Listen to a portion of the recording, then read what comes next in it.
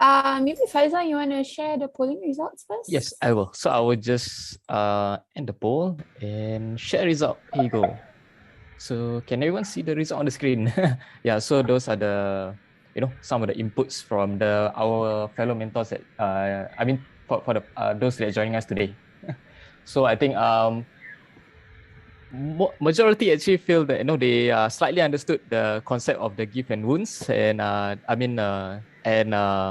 do they know how to apply? I think there's a mix of almost 40 to 50% of the yes and no.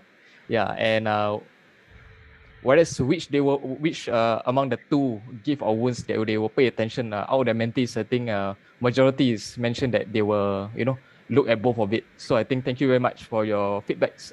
For your inputs here. Thank you so much. I think I will pass it back to Bazila.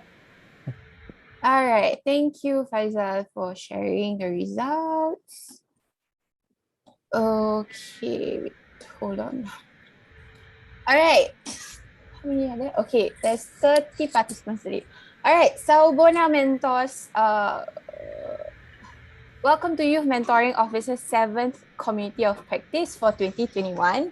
I know we took a break from the session last month in July, but we are back to our monthly COPs this month. And I hope that all of you guys have been doing super great and are all staying safe and healthy at home. No prizes as to what my name is, because you guys practically have seen my face every single month and also in your trainings. But for our newer mentors, my name is Bazila and I will be your host for today. So before we start, I'll just highlight to you the functionality of the Zoom platform. So to avoid any interference of background noises, we would appreciate it if you could put yourself on mute unless when speaking so that we can listen to our speakers clearly. If you have any sort of questions or opinions that you would like to share with us, please do feel free to drop them in the chat box or in the discussions later. And at the same time, we will also appreciate it if you could all have your videos turned on so that we know who we are speaking to behind the screen and also match your names to your faces. So today's COP is a very special one because we have the founder of the GCM philosophy here with us today. So to all our mentors, you guys have gone through the gift-centered mentoring training with YMO before being deployed as mentors in your respective programs. So this impactful gift-centered approach to mentoring was founded by Mr. Tony LoRe, who is the CEO and founder of the Youth Mentoring Connection based in Los Angeles.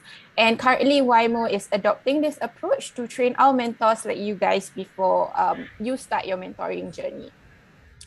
So, today's session is the first of a 5-part masterclass series with Mr. Tony LoRe that YMO will be conducting for all of our mentors. And the 5 masterclasses will each tackle one element of the GCM approach. These 5 elements are crucial in GCM are intentions, instant community, gifts and wounds, innovative mentoring, and also initiation.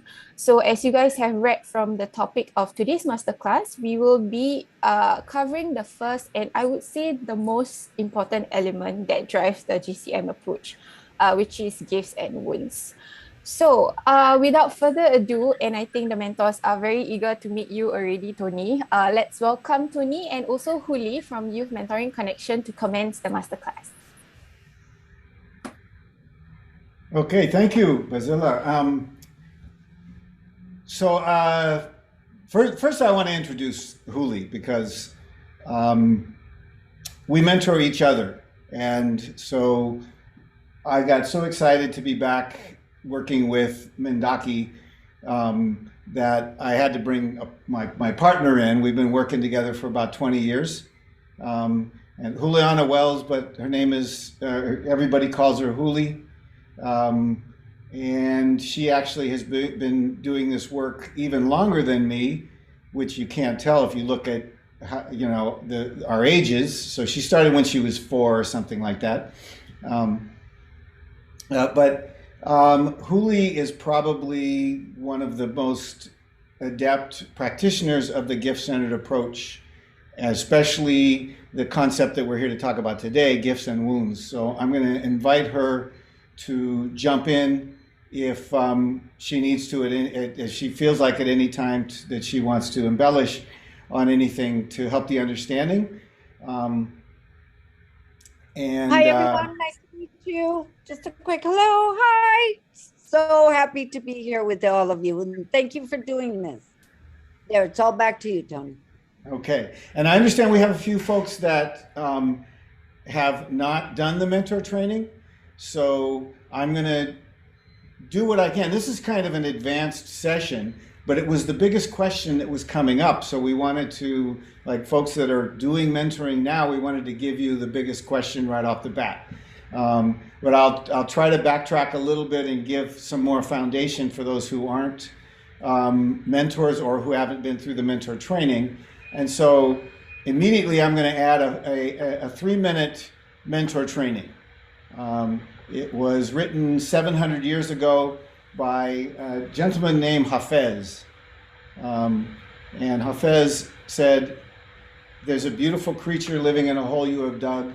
So at night I set fruit and grains and pots of wine and milk beside your soft earthen mounds. And sometimes I even sing. But still, my dear, you do not come out. I have fallen in love with someone who hides inside of you. I have fallen in love with someone who hides inside of you. We should talk about this problem, otherwise I will never leave you alone." So Hafez was talking about the process of mentoring someone who needs to be helped out of their shell. He's talking about seeing people's gifts, seeing the beauty that's inside of them so they can fully become who they were born to be in this world. And it really is, in a nutshell, the gift-centered approach. He starts by talking about the holes that people have dug for themselves. So we know we're talking about teenagers now, right? We meet teenagers and or young adults, young people, and they're still trying to climb out of the holes. Guess what? At 66 years old, I'm still trying to climb out of some of mine as well. And so the mentor shows up and you bring your gifts. It might be your wit, it might be your humor, it might be your compassion, whatever it is.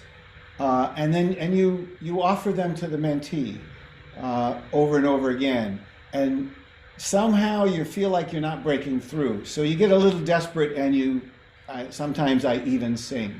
So you tell a joke or you try something different, and still, my dear, you do not come out.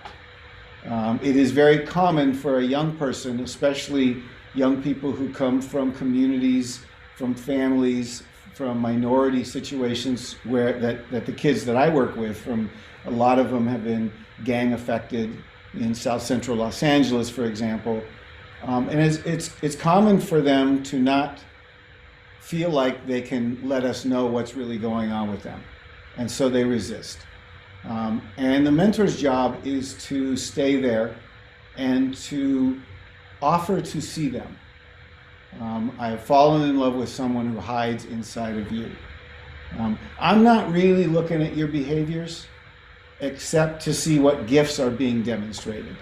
And those who went through the mentor training know that we mean in any behavior that a young person is exhibiting, instead of trying to advise them and fix what's wrong with them, we look for what's right with them.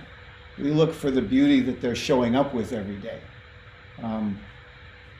And that's with so many young people, especially what we call wounded ones, who have suffered traumas or developmental insults in their life. It's hidden way inside of them because there's shame. Society tells them not to tell their story, and so on. And the mentor says, I'm here to see you and to hear your story. And then we should talk about this problem, otherwise I will never leave you alone. And what that says about mentoring is half of the job of mentoring is just showing up on a regular basis. And if you show up on a regular basis without judgment, and you show up with the idea that I'm here to see you, not to judge you. I'm here to see you, not to fix you. I want to help you discover the gifts that you came into this world with, you were born with. And I'm going to keep showing up until we can get to that place.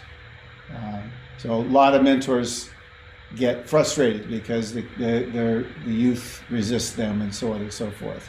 And so that's kind of, in a nutshell, in a poem, the process of gift-centered mentoring. Knowing that inside of every young person, I don't know if you can see me, but they walk around like this. And if the mentor stays there long enough, they start to feel like maybe there's something there for me, so they go like that. And the mentor's job is to say, I saw that. And just talk to them, listen to them, see them until the gift makes an appearance. But the topic today is the connection between those gifts and wounds. And I think I wanted to start with the story of one young man who was able to break through his wounds to discover his gifts. That is, there we go. This is Gio. Gio came to us when he was 12 years old and weighing 300 pounds. Or to be more specific, 290 pounds. He was the fat kid that everybody made fun of. And he had some problems at home that kept him, eating in order to overcome and cover up the things that were going on. And then this is what he said: "The program changed my life. I was the fat kid that everybody made fun of." So you can see the wound coming in right away. And the result of the wound: depressed, no motivation, living in a neighborhood full of gangs and headed nowhere. Then youth mentoring found me, gave me my mentor, and invited me to surf with them. So he joined our surf program. You saw the original slide there. I finally felt like I belonged somewhere, like I mattered. So Gio then, through the discussion with his mentor about, so what was it like? What was it like being that kid? And how did you get through that? And Gio said something that really started to indicate what his gifts were in the world. He said, I've figured out that when people make fun of me, it just makes me more determined. It makes me more determined to prove them wrong. I just let it roll off my back. Now other people might deal with things like that in a different way, but this was his way. And so you see the gift that showed up right next to that wound. And the gift was his resiliency, his self-determination, his ability to let the insults roll right off of his back. And so after just a little over a year in the program, this 290-pound young man, through finding his gifts, having a mentor that believed in him and caring for those wounds, ended up losing 120 pounds. And our slides are a little slow tonight, but it'll get there. We have a before and after, there you go. So he went from 290 to 170, and then everything opened up. Once he knew that he had support and he knew that he could accomplish these kind of things, Gio just went nuts. He's now working on 2 master's degree. He's got his Screen Actors Guild card. He's acting. He's working on a real estate license. He's graduated from college, of course, because he's working on his master's degrees. And he now shows up and helps other young people learn to surf. And he motivates others. His gift of finding the motivation even in the difficult times and the difficult spots showed up and helped heal the wound. And the wound is always going to be there, but you heal it progressively over time. So I hope that helps a little bit to illustrate the connection between the gift and the wound. The wound doesn't create the gift, but it invites it to show up when it's needed. So if we look at a young person that's struggling, but they're still here, something happened to them, then you say, how did you get through that? Or what did you notice about yourself when that was happening? And so in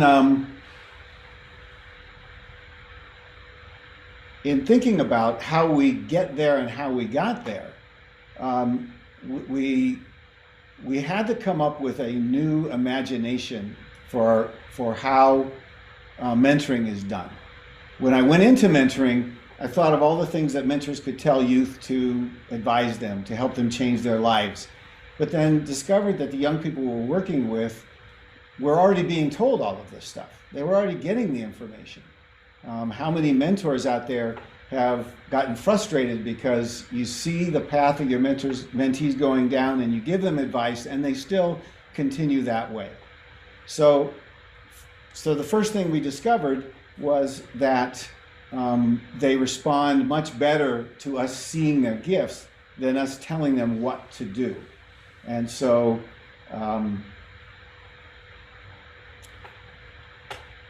we came up with a gift-centered approach, which is, instead of the 8 words that most youth work is done through and mentoring was designed around originally, if you do this, you'll get that.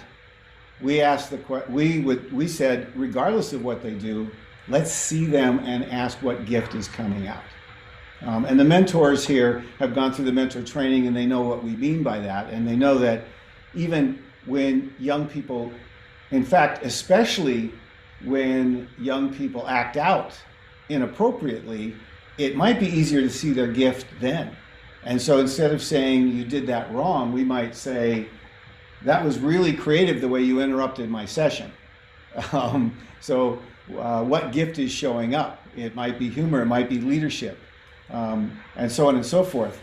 And so we started getting some good results. They came back and they were inspired to come back because their mentor was seeing them in ways that few people ever had. But for many youth, that wasn't enough. And so we were asking then, why isn't it working better? Why were they struggling so much? And we started realizing that there was a block, and it was because they were blocked from integrating the information by the wounds that they suffered. They had a hard time believing in themselves, even though we were seeing gifts that they had. And so the idea that we need to reimagine things, and it wasn't information, it wasn't telling them, like Einstein said, that the true thing is imagination, not information. What we needed to do was help them imagine a different life for themselves and imagine themselves with these gifts. So we needed to imagine in a deeper way. And then that brings up the question, where does imagination actually come from? And the experts will tell us that imagination is seated in our real life events, that they help form our imagination. So we started to look at their real life events and discovered that when we tried to get them to connect with their gifts, we would often end up in a discussion with them or finding out about the wounds that were blocking those gifts from coming out. So we realized that instead of thinking about advice or how we can fix their lives, we needed to look deeper into the things that are inside them that hold them back. And so another one of my mentors, the mystic Rumi, sums it up this way. I said, what about my eyes? And God said, keep them on the road. I said, what about my passion? And God said, keep it burning. I said, what about my heart? God said, tell me what you hold inside it. And I said, what about my pain and sorrow? And God said, stay with it. The wound is the place where the light enters you. And so even 800 years ago, there was this gifts and wounds connection that was understood by some of the greatest mystics.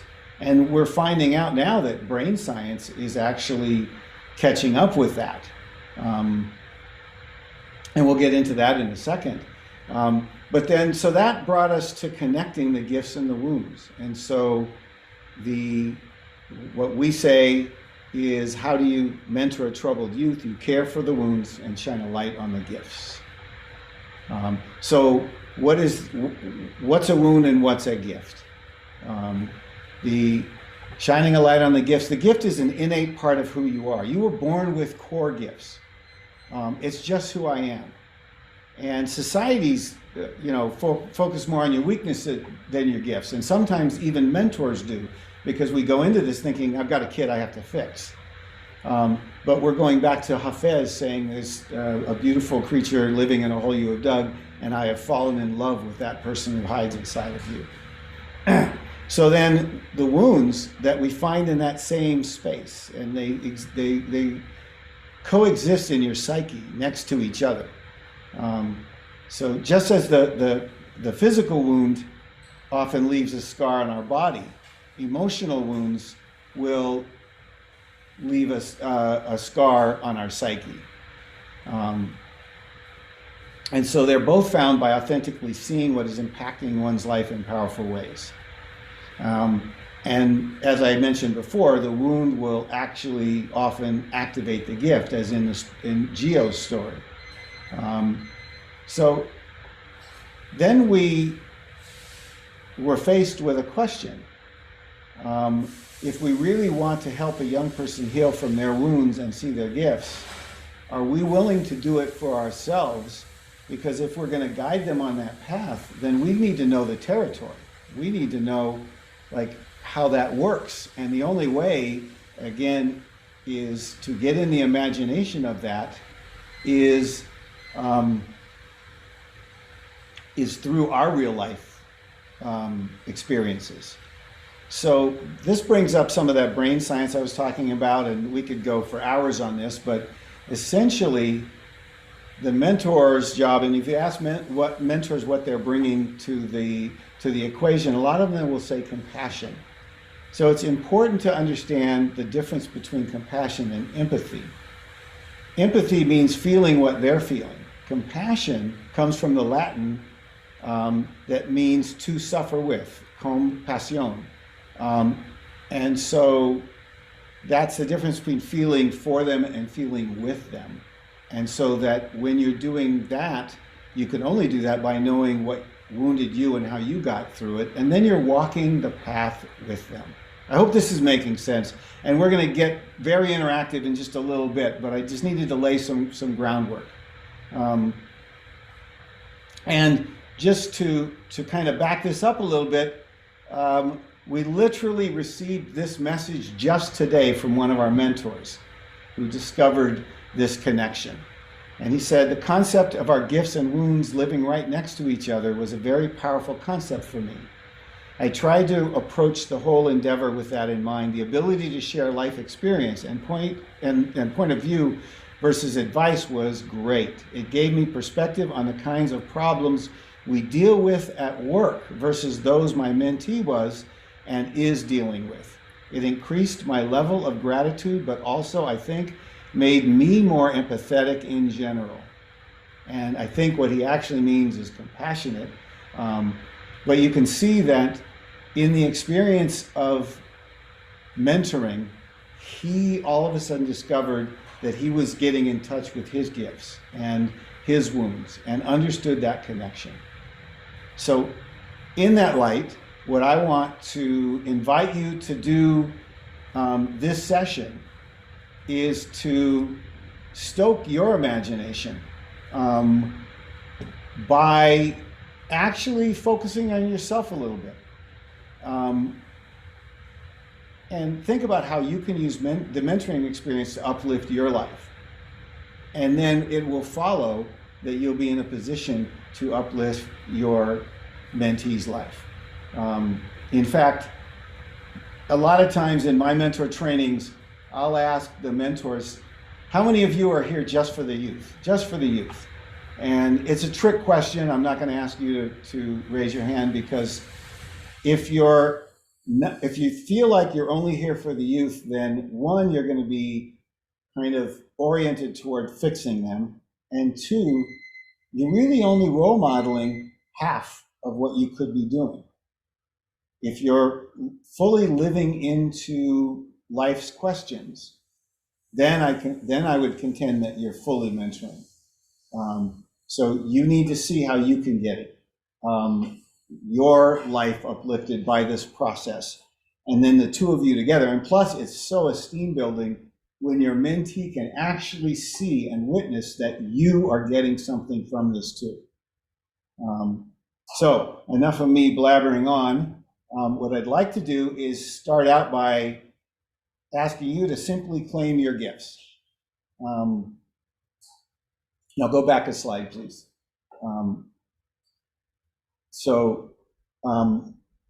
What I'm gonna, yes, what I'm gonna ask you to do is to write in the chat a gift or a quality that makes you or will make you a good mentor. And it's just very simply that. And we're going to dedicate this session to that gift being seen and used in the world in a powerful way. So we'll get deeper into the concepts of wounds in a minute. But really, let's start by just sharing in the chat, just, in a couple of words, what your gift is that you bring to mentoring, or what quality in you makes you a good mentor. Are we able to do that? Okay, so go ahead and throw them up there, and are we going to be able to see the chat on our end here? Oh, there it is. Okay. And I can read them off, Tony. Okay. Yeah. Hoolie and I will read them off. And what I'm going to do is I'm just going to light some candles in dedicating this session to you and your gifts. So, and unconditional love. There's a good one. I thought I'd get us started. Yes. I guess my gifts would be being resilient and the ability to adapt to changes. That is fantastic. That is so important to recognize that in yourself. And please help us out by fully participating in everything we do.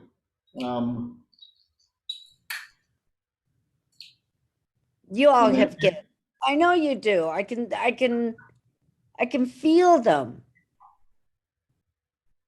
You wouldn't be here if you didn't have gifts. Trust me. Respectful attitude, eagerness to know others, being understanding and empathetic, very much so. Showing empathy and caring towards others, not being judgmental, being empathetic. I love this. My gifts is being a great listener. Yes, because that is what most of us need, is somebody to just listen. That is an incredibly important quality. My gift would be that I am reliable and being patient with others. Yes, patience, very important quality to have with young people. The gift would be, non-judgmental listener, helping others. Acceptance, yes. Patience and a good listener. Vulnerability, humility, and being creative. I love that, Jeremy. Practical and ability to wait. Yup, that's it. Sometimes you got to wait for your mentees to open up. Appreciate the thoughts and concerns of others, even if they do not align with my own. Anissa, thank you. That is so important. A drive to make a difference, acceptance of differences. Yes, to extend my passion beyond my profession. Nice, Menchie. Patient and empathetic towards others. My gift is the love of learning, the embodiment of lifelong learning. Love that. When you stop learning, you stop living. And trust me, I'm sure most of you have already received the gift of learning from your mentees. We have several mentors who always comment that they learn more from their mentees than their mentees learn from them, which is probably not completely accurate, but it is a definite two-way street in the wonderful work that we get to do. And that is fantastic. I really appreciate all the honest and self-appreciative moments you have given us. It's hard sometimes to, be boastful, but you all have gifts that you need to share with the world. My gift is having the love for children and to improve the lives of others. Thank goodness we need more of you wanting to help and guide and uplift others. Yes. Yes, this is what the world needs now more than ever, is to be able to hold each other and see the best in each other.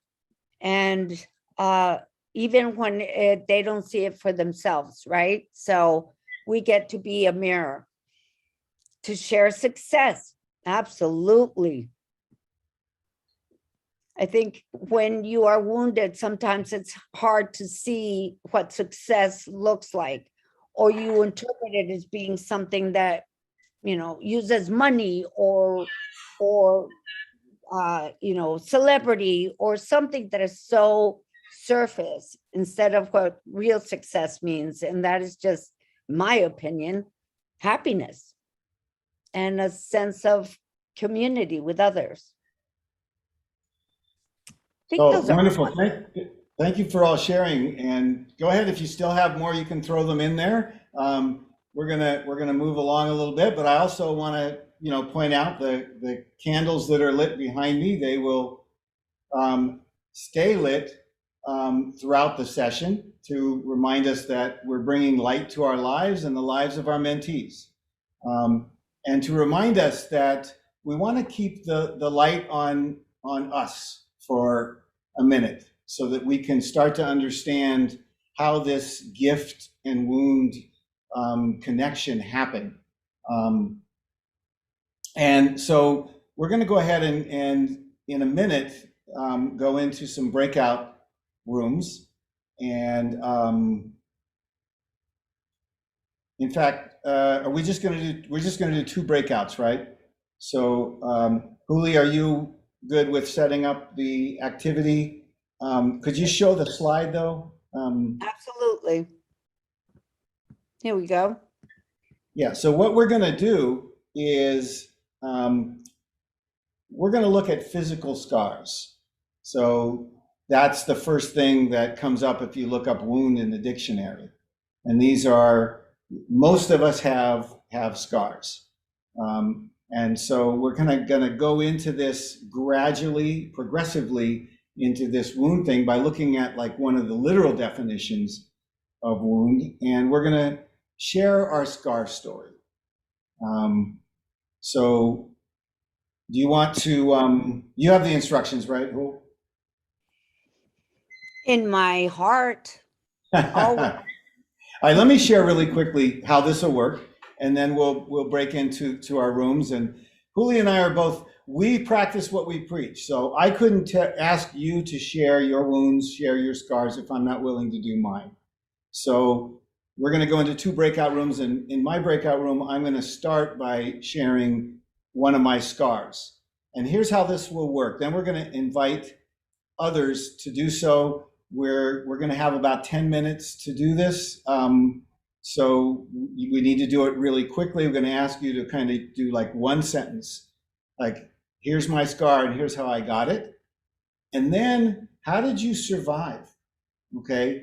Or what was your key to helping yourself heal? What did you do to heal that wound, that scar, that, if we call it a cut, if it's when you're really young, then think about,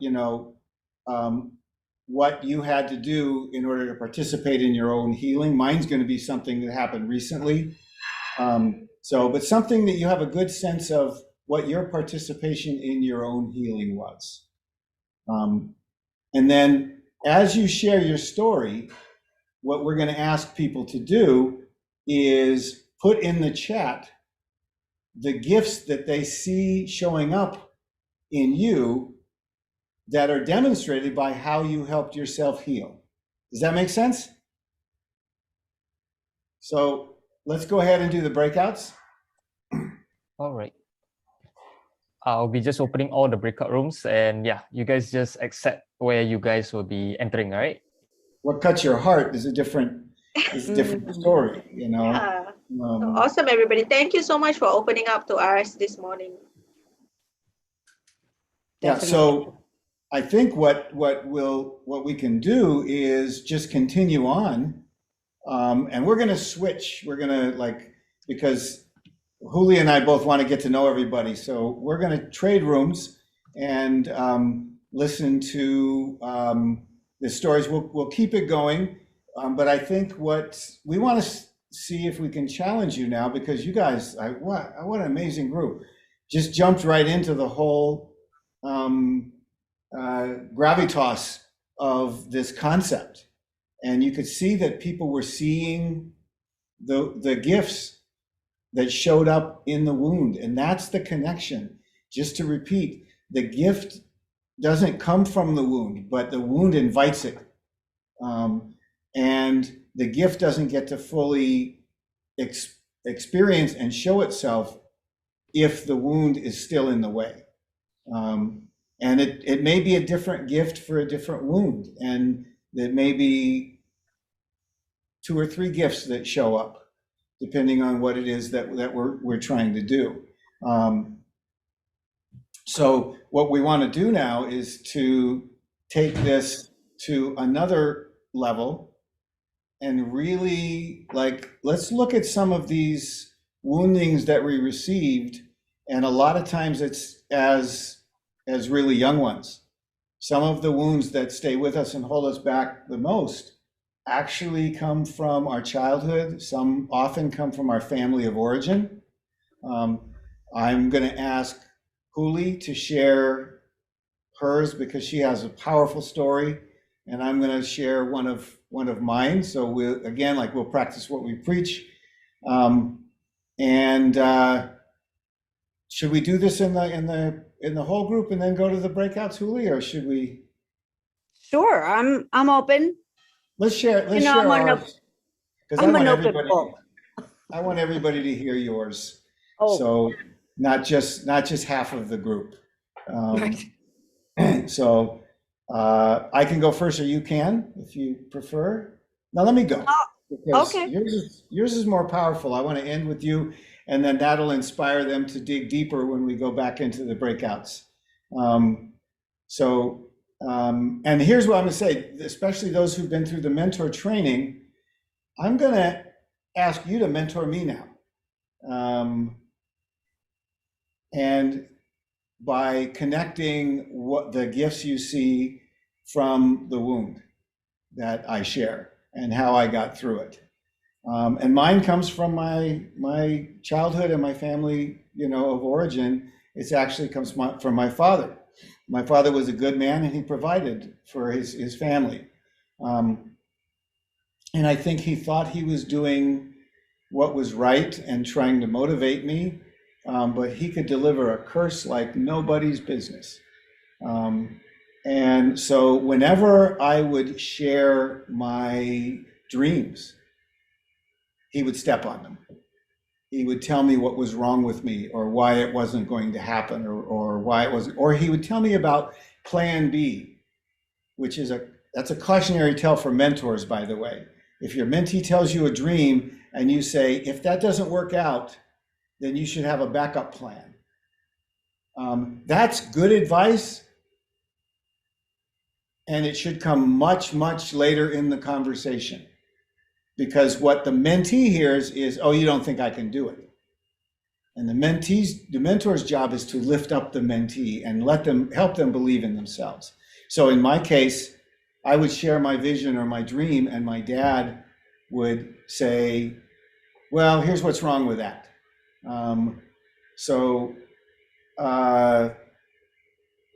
I can share one specific thing. As I was getting to be a young man, I shared with my dad that I was going to start my own business. And his response to that was, and this is a direct quote, when that fails, you can always go back into sales. My dad made a lot of money in sales. And that crushed me, It was like, even now, after all this time, I was like, had all these accomplishments in school and everything, and he still didn't believe I could make my own business succeed. But I did it anyway, and I stayed with it, and I held on to my dream, and I started 2 businesses and then sold my second one to start doing this work. So if you see a gift in there, go ahead and throw it in the chat.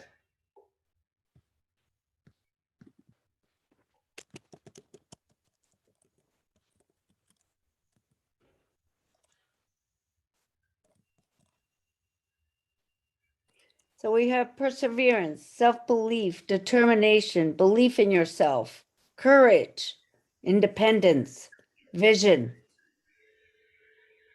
He is a visionary. Growth mindset. Focus on your goals, confidence. I just want to keep reading these, but I think we should move on too.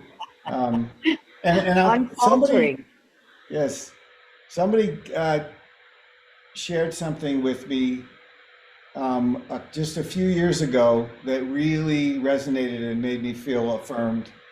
And he said that a true visionary can hold on to the vision when other people have given up. And I learned that, and that was the gift my dad gave me by how he dealt with my dreams, is he made me prove that I could hold on to my vision. So, Hoolie, I took too long with mine, but don't worry, mine is short. if you tell the whole story. So I come from an incredibly dysfunctional family. Both my parents were alcoholics. My father traveled most of the year out of the country. So I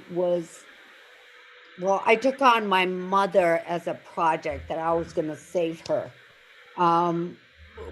Many, many years later, she was not to be saved, and her alcoholism was very destructive and very painful to grow up with. And I always swore that I would never, ever be like her, except that I was. And I grew up to be an addict and alcoholic myself.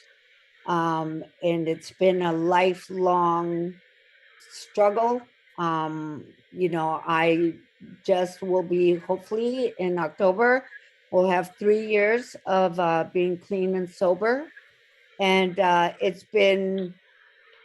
Tony has been through a lot with me, and he has definitely saved my life more than once. But the gift that I developed through that was my ability to share my story, let others tell me about theirs. So it provided in me the ability to see that in others, that pain and that lack of confidence and that fear, because you grow up in fear under those circumstances.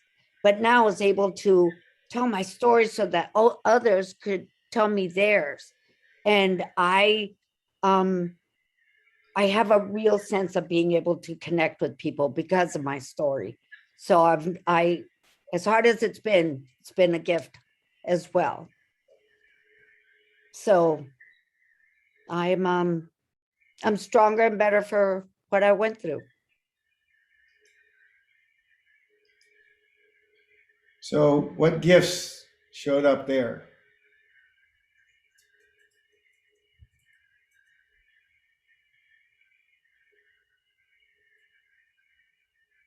Love for self and others, compassion. You go, girl. Thank you. Congrats on almost 3 years. Thank you. Sober, fighting spirit. Yes, she has that. Resilience, inspiring, connection, ability to see one's weakness and overcome them, knowing oneself. Thank you. So you see what shows up in our darkest times, and sometimes the wound reappears. Belief in yourself, a fighter within, and then that the gift in all of those things that you've seen. I have seen Juliana in a matter of minutes make the hardest gangbanger kid just put his head in her shoulder and cry, because they know she's been there and they see that compassion, they see that energy and that love. And it shows up when she's like fighting the wound. So we want to kind of inspire each other with our stories. And again, we won't record the breakouts, so that people can, feel free to share their stories. So Can I yes. just say one more thing? You may not think that this is a gift, but one of the other things that got me through was humor. Oh God, yeah. The ability to laugh at the ridiculous circumstances was such a gift. And I still use humor a lot. So just putting it out there. If you're funny, good stuff. So I think you guys know the routine now. We're going to invite you to share some emotional wounds, which you already started, so that's promising. And remember to claim what you did to survive that. And then we're going to look for the gifts and start, putting them in the chat. So let's go into our breakouts. Yep, I will be putting you guys to your breakout rooms again. All right.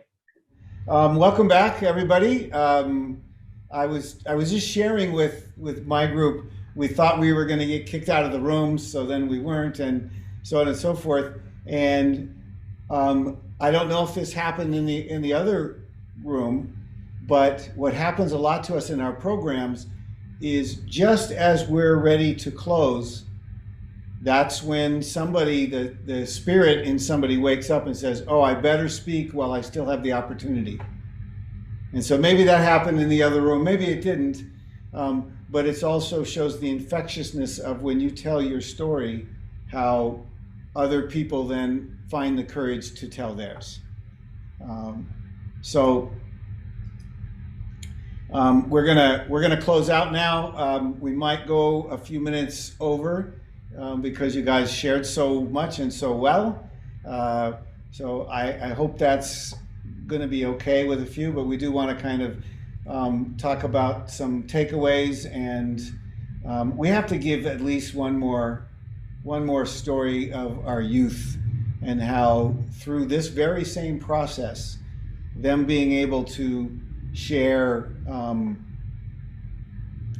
hear other people share their stories, and their mentor sharing their story with them, that they then open up and their gifts start to show up, and they end up being positive influences on the community and start to build a bigger life for themselves.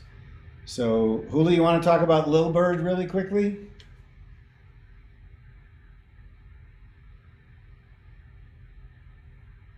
I think I have spent half of the pandemic unmuting myself. So this young lady that you see on the left-hand side, her name is Kathy. And I was drawn to her the minute that I met her.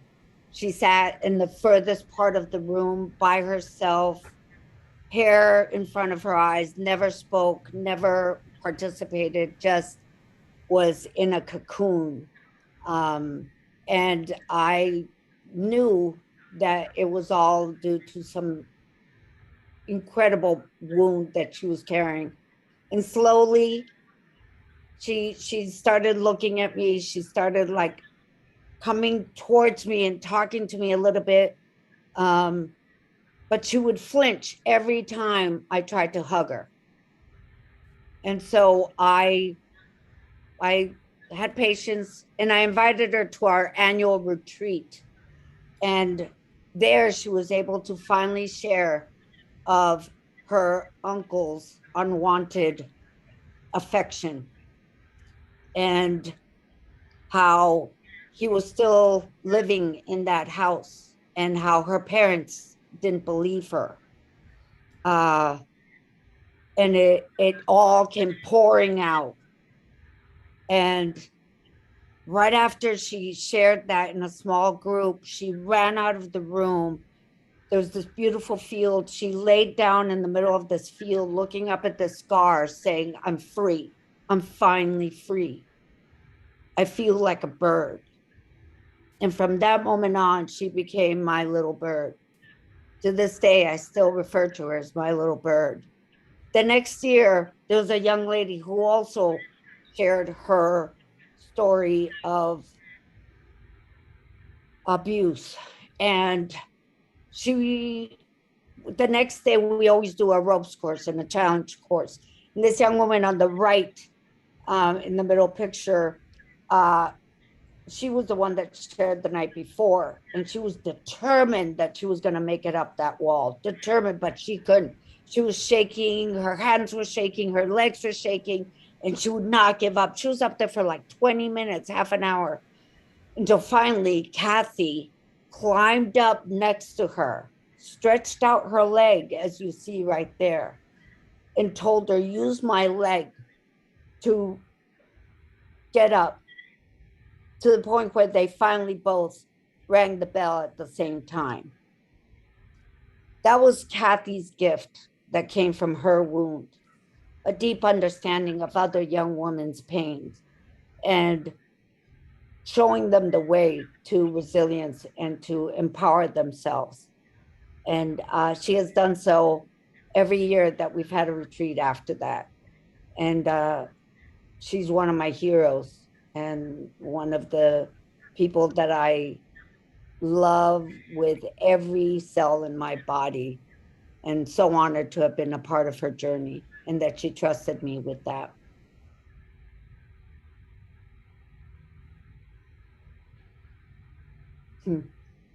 Beautiful, Hoolie. Thank you.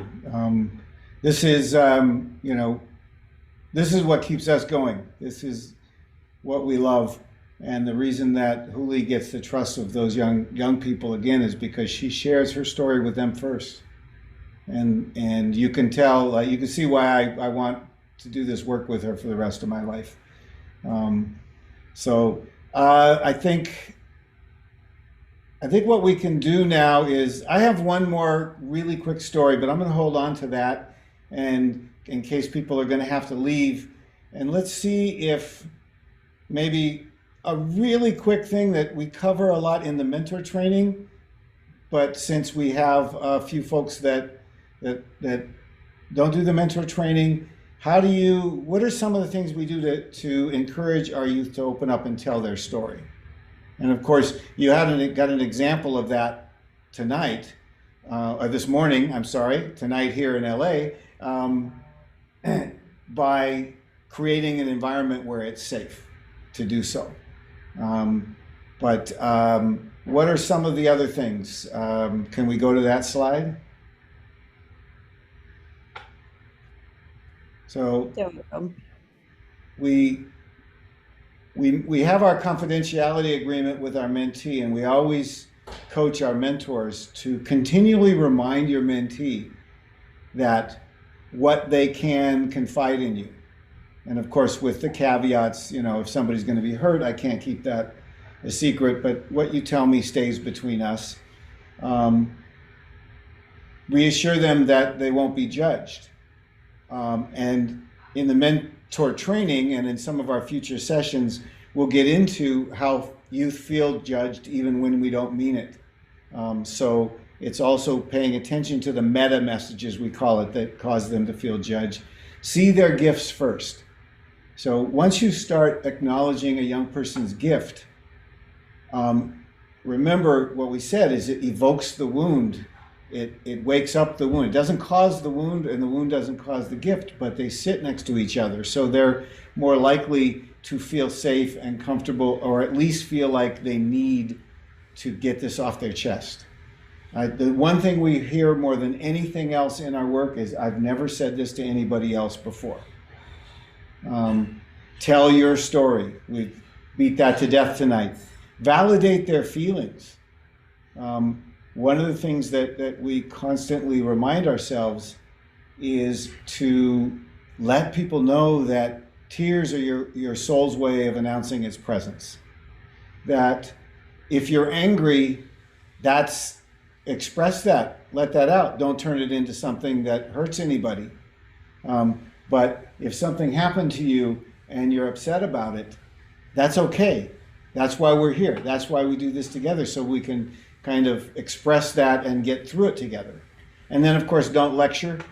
And then we could have made a list of 20 things, but we wanted to, give you a nice short one.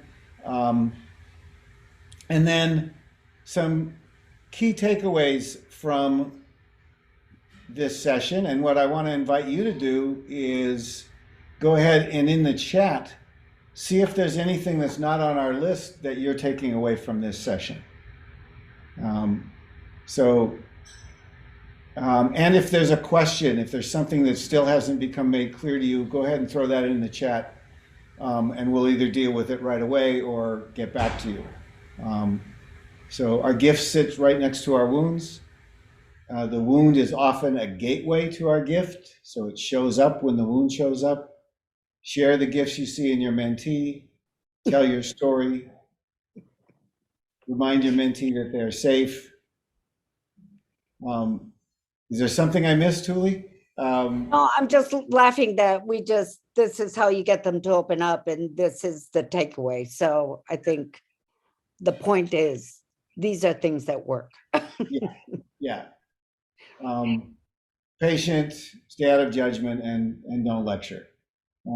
Any other takeaways that anybody got from this that you'd like everybody else to know they should have taken that away too? And I don't see everybody, but you can throw it in the chat. Don't say if that doesn't work out, you should have a backup plan. Nice, yes. It is rational, and that's brilliant to pick that up and highlight that. You can tell them about a backup plan after you've completely worked on their dream. Keep on listening to more people. Nice, yes. So I'm going to, let's see, we're only 8 minutes over.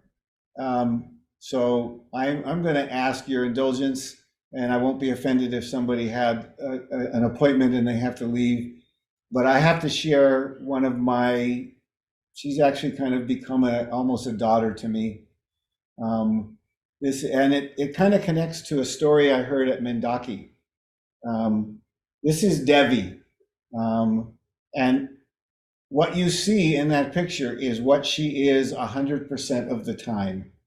One of her gifts is the ability to be liked and to make everybody feel good when she's in their presence. But Devi is what we call a dreamer. That's somebody who is undocumented in the United States, came here as a little kid, and without the Dream Act, she probably would have been deported. But the message she got: be careful, don't be seen, don't get caught. Words my mother repeated to me so that I would not find myself detained and deported. Born in Acapulco and was carried into the heart of Los Angeles, 15 years in the shadow. We're watching opportunities slip by. YMC found me, dusted me off, and showed me that I am worthy. And I felt like quitting. I just remembered how YMC taught me to advocate for myself. So I pushed through and managed to get four AA degrees. That's a junior college degree. Not one, but 4 of those. And then transferred to UCLA and got a 3.8 grade point average. What's remarkable about this is it took her 8 years to get those 4 AA degrees. And the reason it took so long is she has multiple learning disorders that were diagnosed after she got to UCLA. So you can see some gifts here. The one that is the most remarkable to me is when she talks about the wound of living in the shadows. And if you just look at that face, she's a bright light. She brings light everywhere she goes. And everybody wants to help her because she's so lovable and likable. And she stopped being depressed and let that gift show up. And now she has so much community support. And the reason I thought of Devi, not only because she's so special to me, but there's a similar story that I learned about at Mendaki, because Devi's degree is in fine arts. And she is a brilliant, brilliant artist. She does murals and so on and so forth. These are some of examples of her amazing artwork that is indigenously inspired. So again, the gift is showing up. The wound was her origins, where she was from, had to be hidden, and now she's like showing it to the world with her artwork. She's also has become really good at teaching young people to do art. So we don't take credit for her transformation. She did the transformation, but we created the safe space for her to share those wounds and find some healing and find her gifts and bring them into the world. And I can tell you this, that Devi will be in my life for the rest of my life. She had mentors, and she told me one day, "You're my mentor. You're my enduring mentor." And she calls me Pops. I don't let kids call me Dad, but and the story from Mendaki was a young lady had been caught defacing some property, and I believe it was Minister Masagos who spoke to her and offered her the opportunity to design the artwork for the outside of the community building. And so all of those beautiful origami pictures you see on the Mendaki building came from the gift-centered approach. So I'm going to leave it at that. And I hope you've found some clarity in the connection between the gift and the wound, and are inspired to help your mentee actually feel safe to share their wounds and find their gifts. And I hope you'll call on us if you have any questions or needs, and that you'll join us for some of our other sessions where we have one coming up that's we can get a lot deeper into all the aspects of mentoring, because it's scheduled for more time than the 90 minutes that we had today. So I absolutely love working with Mendaki. You, by the way, will never be able to get rid of me. So I'll be seeing you, if you stay with it, for many, many years to come. Cheetah, do you want to say anything to close us out? Yeah, Basila is our key master here. Yes. Okay. All right. I'll just give me a few minutes. I know it's already 11:15, but I'll just say a few words before closing the session. So yeah, thank you so much to Tony and also Hoolie for conducting today's first masterclass, and allowing our mentors to acknowledge and connect better with their wounds.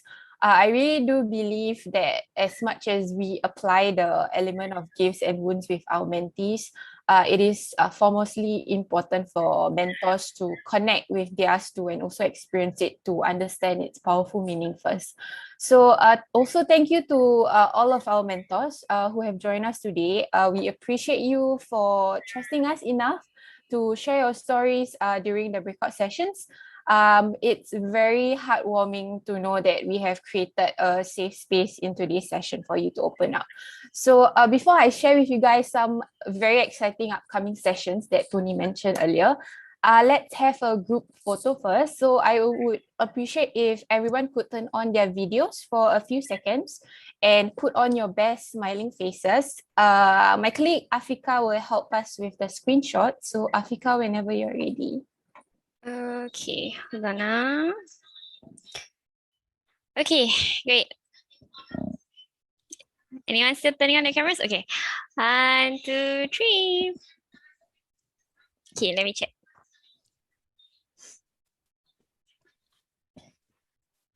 Okay, looks good. Okay, now I can share with you guys some stuff before we go off. All right. Okay, so following up with the end of today's masterclass session, you guys might be wondering when is the next one and what element would we be delving deeper into. So the second of the 5-part series masterclass with Tony will be on 11 December, 9:30 a.m. to 11:30 a.m. via Zoom. We've extended it for an extra 30 minutes because we noticed that the session today, we needed more time. So yeah, and in that session, Tony will share his wisdom on the element of instant community in the GCM approach. Also, aside from the second masterclass, if you guys still can't get enough of Tony since December is too far away, we have opened up registrations to a 4-day advanced gift-centered mentoring training with Tony in September. So just to put it out there first, the 4 days advanced training is free. Plus, you get to see Tony's face again. So there's basically nothing to lose. In the virtual advanced training, it is basically a more advanced training to the basic GCM training that you guys have attended with YMO prior. In the 4 days trainings, we will highlight the key concepts of GCM and components that are crucial in mentoring, such as topics to delve with mentees, influences in personality in mentoring, and also managing challenging situation, amongst others. You will also engage in different modes of interactive learning, just like today. So group discussions, role playing, and also breakout discussions. But we do have some requirements from the mentors before you register. So for more information, you guys can scan the QR code or click the link in the chat box as shared by Faisal for more details and register.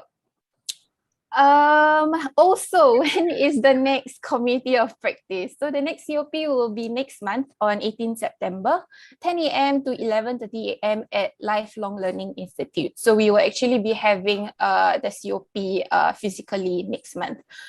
Just like the session, the physical session back in March, for those of you who actually came down, it will be a great opportunity for us to see you guys face to face and also for you to meet other mentors like yourselves. Unfortunately, Tony will not be there since he can't fly to Singapore just yet, but the topic of the session will be on coaching and how coaching can be used, a very useful skill in the context of mentoring. So you guys can keep a lookout of the registration link via your emails very soon and also in our GCM Telegram group sometime soon. Lastly, last but not least, in this series of my countless marketing, we will be grateful for you to complete the feedback form by scanning the QR code or clicking the link shared in the chat box, shared by Faisal also. Please do also share with us your thoughts on the masterclass session today and any other feedback you have for future sessions. I've also kindly consolidated all the details in this slide for you guys to mark your calendars and register. So yeah, on behalf of YMO and also Tony and Hoolie, thank you to everyone for attending today's session. Remember to follow Yayasan Mendaki on Facebook, Instagram, and LinkedIn to stay updated with our programs and events. With that, we will see you in our next COP in September at Lifelong Learning Institute.